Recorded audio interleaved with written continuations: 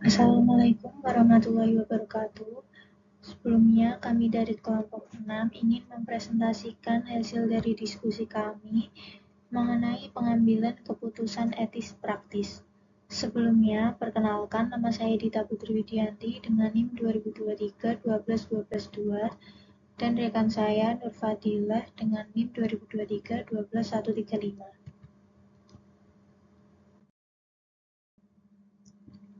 Definisi keputusan etis praktis. Keputusan etis adalah keputusan yang mempertimbangkan aspek-aspek etis dan membuat pilihan yang tepat dalam situasi nyata.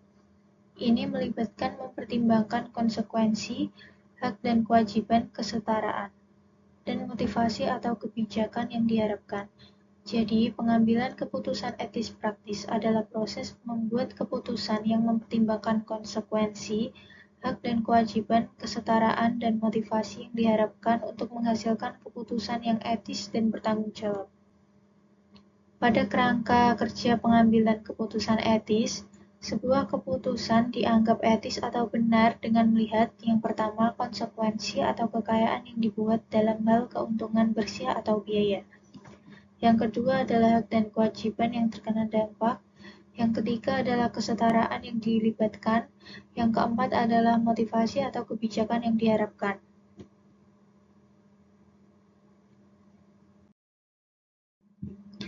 Selanjutnya ada sniff test. Sniff test adalah sebuah metode pengambilan keputusan yang mengandalkan intuisi dan perasaan. Dalam metode ini, seseorang membuat keputusan berdasarkan firasat atau perasaan awal mereka terhadap suatu pilihan. Contohnya, akankah saya merasa nyaman dengan tindakan atau keputusan ini? Akankah saya bangga dengan keputusan ini? Apakah hal ini terasa benar bagi saya? Dan apakah tindakan keputusan ini sesuai dengan misi dan kode etik perusahaan?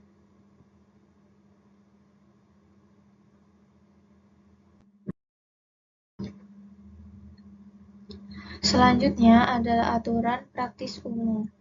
Aturan praktis umum adalah pedoman atau prinsip praktis yang disederhanakan seringkali didasarkan pada pengalaman untuk membantu dalam pengambilan keputusan etis ketika perhitungan yang tepat tidak memungkinkan.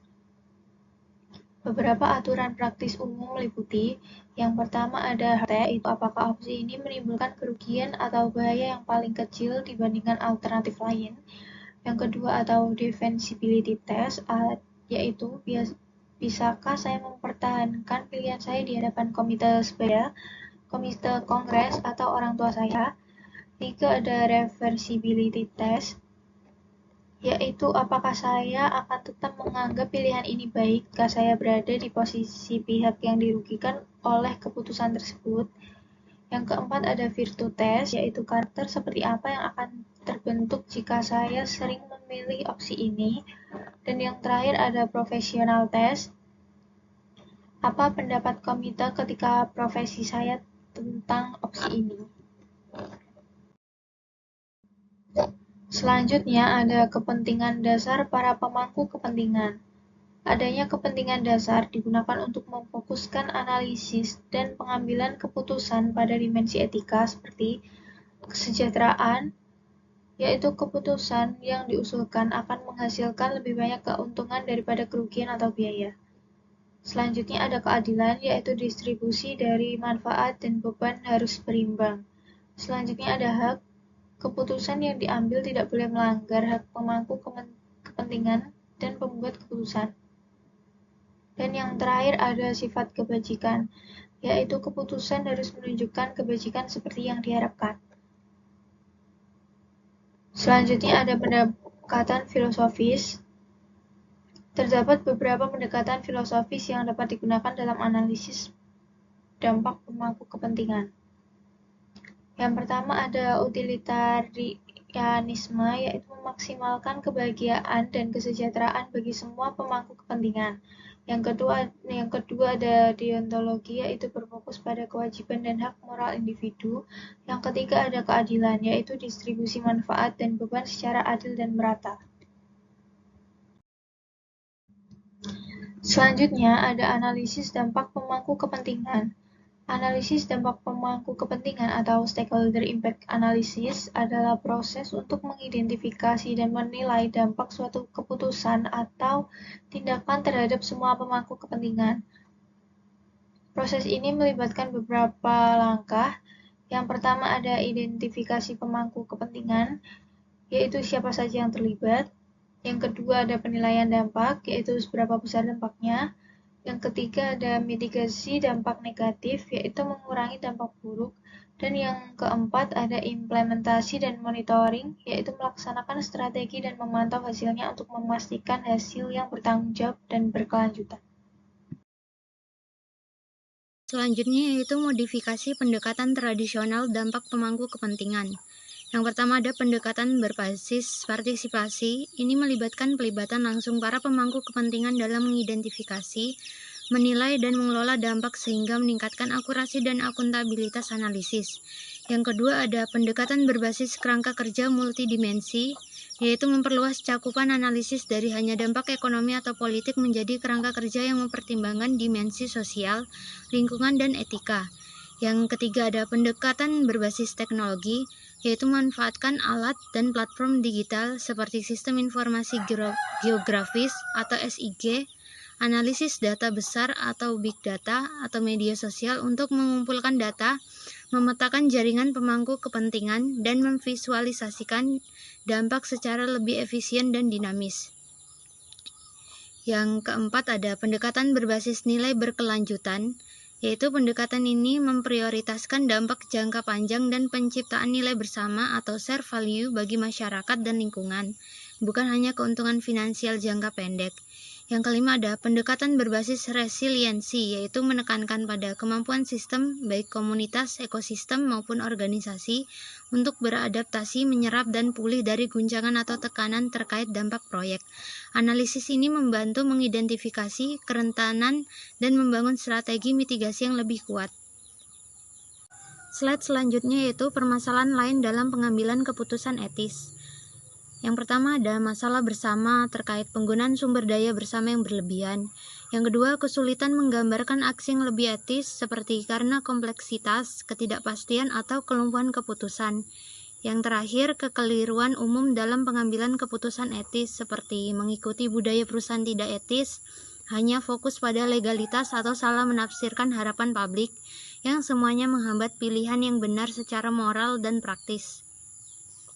Berikut ada kerangka kerja komprehensif pengambilan keputusan etis seperti mengidentifikasi masalah etika, mengidentifikasi pemangku kepentingan, mengumpulkan informasi yang relevan, mengidentifikasi dan menganalisis opsi, memilih opsi terbaik, melaksanakan keputusan, dan yang terakhir mengevaluasi hasil. Berikut studi kasus konflik kepentingan dan integritas profesional tahun 2024. Pada tahun 2024, seorang direktur pengadaan di sebuah perusahaan BUMN, sektor konstruksi terlibat dalam proses pemilihan vendor proyek infrastruktur bernilai ratusan miliar rupiah. Dalam proses tender ditemukan bahwa salah satu perusahaan peserta tender dimiliki oleh kerabat dekat direktur tersebut. Direktur tetap terlibat aktif dalam proses evaluasi penawaran.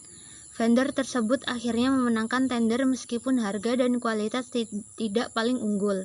Secara administratif, proses tender tampak memenuhi prosedur, namun secara substansi menimbulkan konflik kepentingan dan pelanggaran etika bisnis.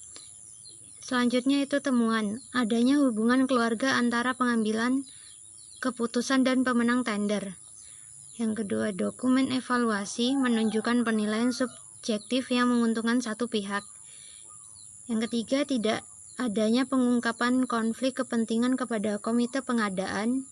Dan yang terakhir, potensi kerugian perusahaan akibat pemilihan vendor yang tidak optimal. Dalam pengambilan keputusan etis praktis, manajemen perusahaan kemudian mengambil langkah, yaitu seperti membentuk tim investigasi independen. Yang kedua, membatalkan hasil tender. Yang ketiga, menjatuhkan sanksi administratif dan pencopotan jabatan. Yang keempat, memperbaiki kebijakan pengungkapan konflik kepentingan. Yang kelima, keputusan ini diambil meskipun resiko menunda proyek dan menimbulkan tekanan politik. Selanjutnya ada nilai etika yang ditekankan, seperti integritas, objektivitas, akuntabilitas, keadilan bagi seluruh, dan pemangku kepentingan.